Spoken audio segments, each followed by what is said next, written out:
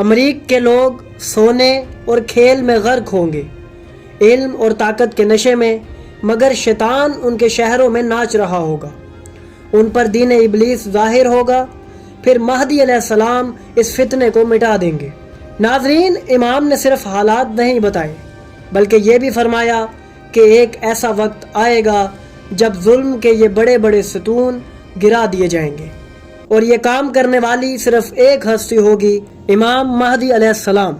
नाजरीन, इमाम अली अलैहिस्सलाम फरमाते हैं, अल्लाह अमरीक पर आसमान से अजाब नाजिल करेगा और मगरिब में भारी लकड़ी से आग भड़केगी।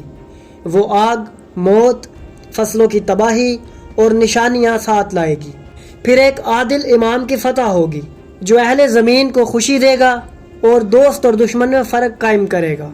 बिलादुल अमरीक में अजान होगी, उनकी सारी ज़मीन पर कोई ना बचे।